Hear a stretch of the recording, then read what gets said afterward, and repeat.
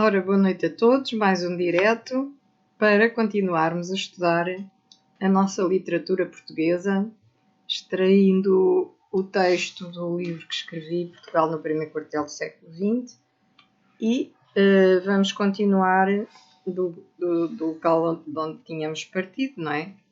Tínhamos falado da Seara Nova, da sua primeira fase, orientada por Raul Proença, que se estendeu desde a constituição daquele grupo que tínhamos falado, portanto, desta Seara Nova, e da revista até outubro de 1931, e depois da segunda fase em que a liderança esteve a cargo de António Sérgio. Portanto, a revista A Seara Nova foi criada em 1921 e durou até 1978, era o que tínhamos referido. E foi criada pelo grupo dos que estavam efetivamente ligados a Jaime Cortesão e, portanto, à Biblioteca Nacional, e, portanto, estavam a pretender combater o integralismo lusitano, que era inspirado nos franceses Sorel e Maurras. Portanto, este grupo dos intelectuais da Biblioteca Nacional de Lisboa impulsionou coloquialmente e também por escrito uma outra revista, que foi a Lusitânia, que durou de 1924 a 1927 e foi dirigida por Carolina Micaelis de Vasconcelos, portanto, uma intelectual de grande gabarito. O modernismo, considerado como o conjunto de movimentos culturais, escolas e estilos que perpassaram nas letras e nas artes da primeira metade do século XX, teria sido a plataforma que catapultou de forma incisiva e inquestionável os escritores e os artistas portugueses para a Europa moderna, nas diversas áreas do conhecimento artístico, como a literatura, a música, a arquitetura, o design ou a escultura. Portanto, todos estes movimentos culturais se inseriam num movimento modernista. Enquanto o primeiro modernismo europeu ia eclodindo da Inglaterra à Rússia, dando a conhecer novos teorizadores e lançando revistas vanguardistas, surgiu em Lisboa, no início da Primeira Guerra Mundial, a geração de Orfeu. Portanto, no início da Primeira Guerra Mundial, surgiu este grupo, a geração de Orfeu, que foi considerado como o primeiro grupo pós-simbolista e modernista português. Portanto, esta geração de Orfeu tem muita obra publicada e de caráter modernista, tendo revolucionado tudo o que até então tinha envolvido a criação artística devido às suas características literárias e estéticas. Foi o mais representativo de uma nova forma de politização da literatura e da arte.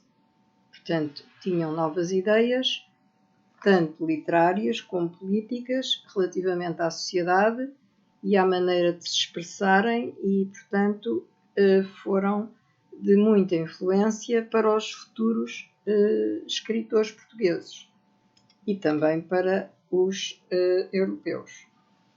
Alguns autores assumem que esse primeiro modernismo português teria decorrido de meados da década de 10, com a revista Orfeu, até meados da década de 20, com uma outra revista, a revista Atena.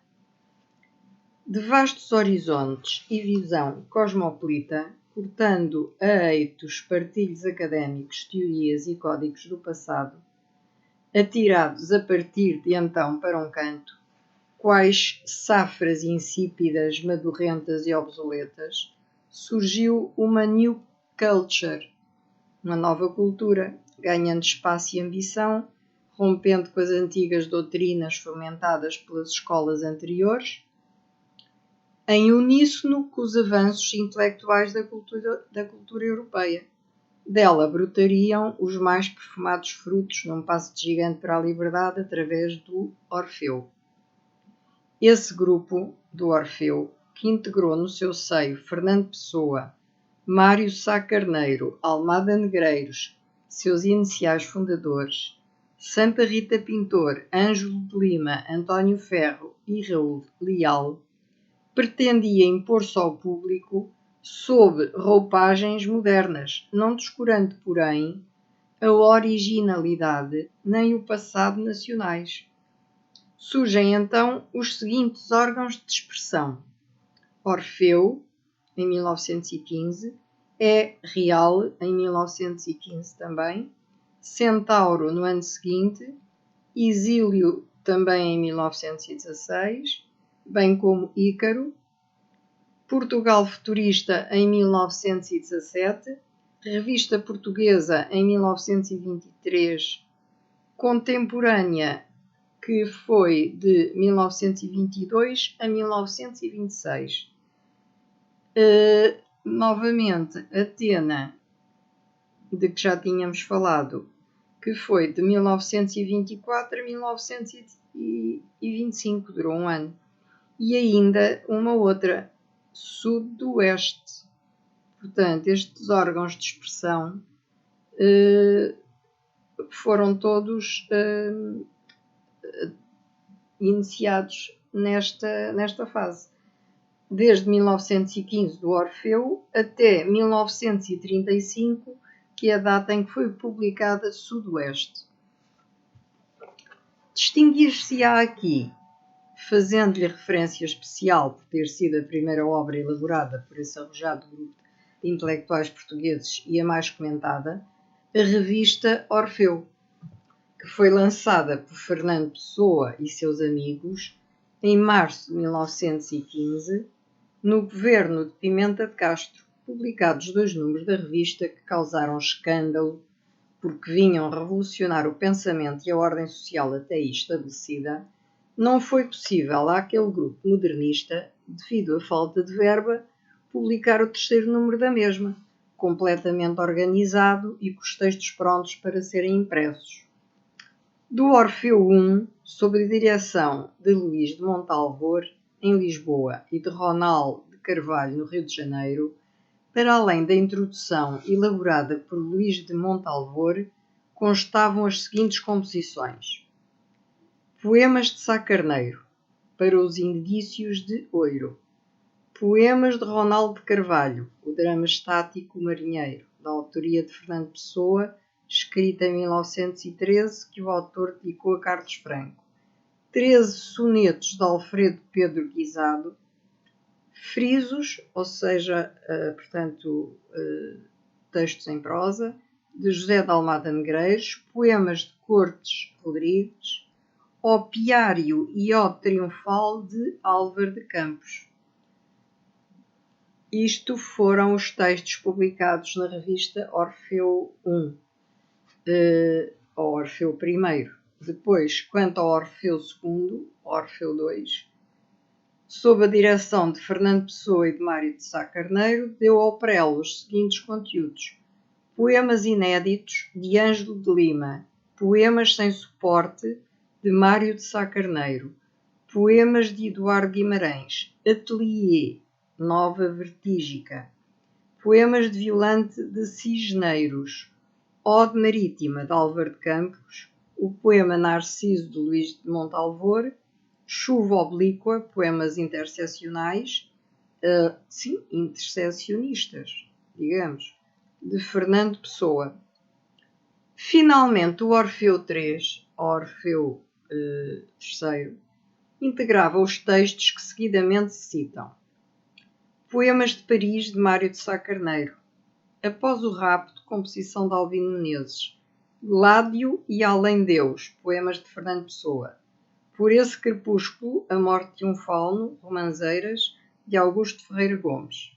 A cena do ódio, de José Almada Negreiros. Olhos, por Tomás de Almeida. Para além do outro oceano, notas de Pacheco. À memória de Alberto Caeiro, Névoa, composição de Castelo de Moraes, a Fernando Pessoa. O movimento modernista que despontou num mundo convulsionado pela Grande Guerra e posteriormente pela Revolução Russa, época em que as populações se confrontavam permanentemente com o sofrimento, a angústia e a morte, pretendia opor-se ao academismo e, numa linguagem coloquial acessível a todos, dar a conhecer a arte erudita às camadas populares, projetando essa arte no mundo seu contemporâneo. Baseando-se em temáticas do cotidiano, os seus escultores desvincularam-se das regras do passado, introduzindo novas temáticas nas suas composições, utilizando na poesia uma versificação livre, embora em alguns casos raros ainda se verifique o apego à rima, e na prosa uma linguagem coloquial. Associando a literatura às artes plásticas, como já sucedera com o movimento simbolista, o modernismo iria mais longe ao descobrir um universo de conhecimentos e sensações através do mundo psicológico da mente humana, explorando-a até aos seus derradeiros limites. Novas temáticas seriam extravasadas na pintura, novas técnicas seriam aplicadas no teatro e no cinema, permitindo oferecer aos espectadores um mundo interior que até então lhes era completamente desconhecido, contribuindo assim para revolucionar o pensamento e a visão do público que, a partir de então, passou a refletir sobre diferentes problemáticas e a sentir inimagináveis emoções. Recorde-se que nessa época tinham alcançado grande prestígio as experiências conduzidas por Sigmund Freud relativamente ao estudo da psicanálise. Portanto, é por aqui, por esta via da psicanálise, da psicologia, que estes autores se vão orientar. Em Portugal, Fernando Pessoa, pretendendo fazer escola, criou o estilo páulico, uma vanguarda que surgiu com a palavra pauis, que significa pântanos, ou escrever o poema Impressões de Crepúsculo, que data de 1913. Aquele estilo, anterior ao nascimento dos heterónimos, apresentava ainda alguns traços de simbolismo decadentismo, infringindo regras de sintase, usando letras maiúsculas para exprimir com maior acuidade determinadas qualidades ou objetos, e como não podia deixar de ser, apelando à sugestão com profunda inteligência e subtileza para que o leitor pudesse usufruir as sensações citadas em texto. Fernando Pessoa, em conjunto com Mário Sá Carneiro, já tinha fundado um movimento sensacionista, que se caracterizava por consagrar a primazia da sensação como única realidade inteligível e como sendo a base de sustentação de toda a arte. As sensações seriam, segundo esta escola, o elemento fundamental de todo e qualquer exercício artístico. O sensacionismo em Portugal teria derivado de uma amálgama de estilos que refletiam o simbolismo francês, o panteísmo transcendental português e uma simbiose entre o futurismo de Marinetti e de Kipling, o cubismo e mais alguns conceitos contraditórios entre si. Contam-se entre os principais modernistas portugueses Fernando Pessoa, Mário Sá Carneiro, Almada Negreiros e António Boto.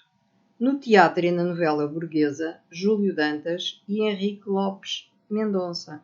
No romance Campos Júnior, Malheiro Dias e Rocha Martins. Na oratória, Afonso Costa, António José de Almeida, Bernardino Machado, Cunha Leal e Alexandre Braga. No jornalismo, António Ferro, que compôs palestras, entrevistas e crónicas. E, portanto, depois, numa próxima live iremos citar resumidamente a biografia e alguns excertos da obra dos 3 expoentes máximos do modernismo português. Mas por hoje terminaria por aqui, para que ficassem com uma ideia mais firme destes autores que citei, e na próxima, portanto, no nosso próximo encontro, no próximo live, tentarei acabar a parte teórica da poesia portuguesa do século XX, se tiver realmente tempo para o fazer. Senão, além de 4, ainda teremos 5 lives sobre a literatura portuguesa, mas penso que não. Acho que com 4 lives a literatura portuguesa ficará teoricamente estudada. Então, até à próxima e uma boa noite para todos.